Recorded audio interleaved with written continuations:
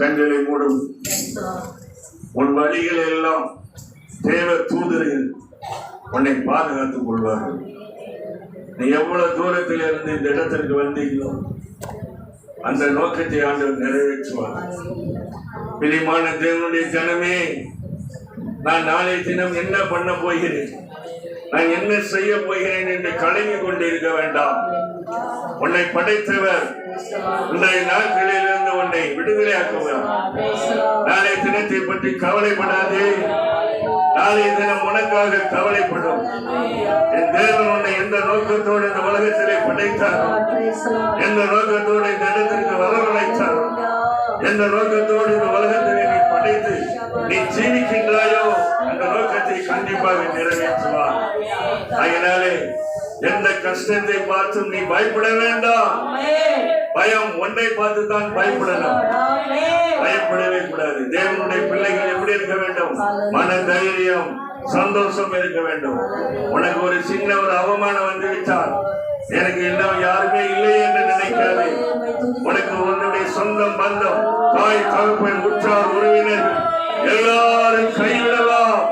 ஆனால் என் தேவாதி தேவன் என் இயேசு கிறிஸ்துவனை கைவிடாதபடி உன்னை வழி நடத்தி பாதுகாத்துக் கொள்வார். அதனால் இந்த பூமியில நீ எந்த நோக்கத்தோடு ஆண்டவர் உன்னை படைத்தார் அந்த நோக்கத்தை நிறைவேற்றுவார். அப்படியே கண்களை மூடுவோம். நான் ஜெபிக்கிறேன். என் தேவாதி தேவன் இயேசுவே, உம்மை நன்றியோடு ஸ்தோத்திரிக்கிறேன். ஆண்டவரை துதிக்கிறோம், மகிமைப்படுத்துகிறோம். 2-3 பேர் என் நாமத்தினாலே ஒருமனப்பட்டு நீங்கள் எந்த இடத்திலே ஜெபிக்கின்றீர்களோ அந்த இடத்திலே வருவேன், இருப்பேன், ஆசீர்வதிப்பேன் சொன்னேன். என் தேவாதி தேவன் இயேசுவே, இந்த இடத்திலே நாங்கள் ஒரு கூட்ட ஜனமாக ஒன்று கூடி நாங்கள் ஜெபிக்கின்றதை நீர் அறிகிறீர். மனுஷன் முகத்தை பார்ப்பான், என் தேவன் உள்ளத்தை ஆராய்ந்தறிந்து நான் உங்களை ஆசீர்வதிப்பேன் சொன்னேன். அப்படியாக என் தேவாதி தேவன் இயேசுவே, வந்திருக்கின்ற உம்முடைய பிள்ளைகள் அப்பா, இவர்களை நீ சாத்தான்களிலோ சத்துருகளிலோ மனிதர்களிலோ யாருக்கையிலும் ஒப்பு கொடுக்காதபடி உம்முடைய கிருபையினால் மூடி பாதுகாக்கப்பட்டு வழி நடக்க. இவர்கள் யாருக்கும் பயப்படாமல் உமக்கு மாத்திரம் பயந்து ஜீவிக்க நீ கிருபையை கொடுத்து ஆண்டவரே, பயத்தை கொண்டு வருகின்றன எல்லா அந்தகார தீய சக்திகளையும் நசரேயனாகிய இயேசு கிறிஸ்துவின் நாமத்தினாலே கட்டி வெளியேற்றுகிறேன். இச்சைய ஆவியை நசரேயனாகிய இயேசுவின் நாமத்தினாலே கட்டி வெளியேற்றுகிறேன். எல்லா அந்தகார தீய சக்திகள், வாதிகளுடைய பிரச்சனைகள், எந்த வாதிகளுடைய பிரச்சனைகளா இருந்தாலும் சரி, அதையெல்லாம் நசரேயனாகிய இயேசுவின் நாமத்தினாலே கட்டி வெளியேற்றுகிறேன். நாட்களிலே ஆண்டவரே, இவர்களுடைய இல்லத்தை பரிசுத்தப்படுத்தி சீர்படுத்தி உங்களுடைய கிருபையை கொடுத்து உங்களுடைய வல்லமையை கொடுத்து ஆசீர்வதிக்க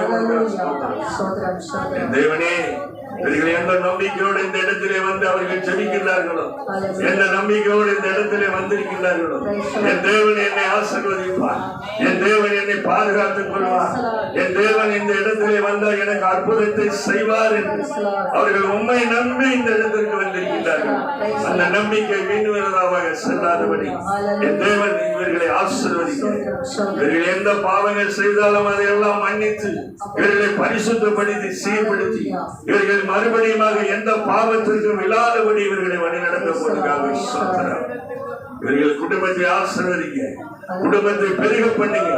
எந்த இடத்துல இவர்கள் வெட்கப்பட்டார்கள், எந்த இடத்துல இவர்கள் தலை குனிந்தார்கள், அதே இடத்துல இவர்களை தலைநிமிர்ந்து வைத்து இவர்களை ஆசீர்வதிக்க நீ சொன்னீர். ஆண்டவரே, என்னுடைய பிள்ளைகளை இருக்கின்ற இடத்திலே அவர்களை ஆசீர்வதிப்பேன், இருக்கின்ற இடத்திலே அவர்களை சமாதானத்தை சந்தோஷத்தை கொடுப்பேன், இருக்கின்ற இடத்திலே என்னுடைய வல்லமையை கொடுப்பேன், இருக்கின்ற இடத்திலே பரிசுத்தப்படுத்தி சீர்படுத்தி குடும்பத்திலே மன ஒற்றுமையை கொடுப்பேன் சொன்னேன். அப்படியாக ஆண்டவரே, இவர்களை நீர் வழி நடத்த போதுதான் சொல்றேன். அடுத்த வாரம் இந்த இடத்திலே வந்து அவர்கள் சாட்சி சொல்ல போதுதான் சொல்றேன். சாட்சியாக நிறுத்துங்க ஆண்டவரே, போக்கிய வரத்தை பாதுகாத்துக் கொள்ளுங்க. இயேசுவின் நாமத்தினாலே ஜெபிக்கிறேன் பிதாவே, ஆமென். ஹல்லேலூயா, ஹல்லேலூயா, ஹல்லேலூயா, ஹல்லேலூயா, ஹல்லேலூயா,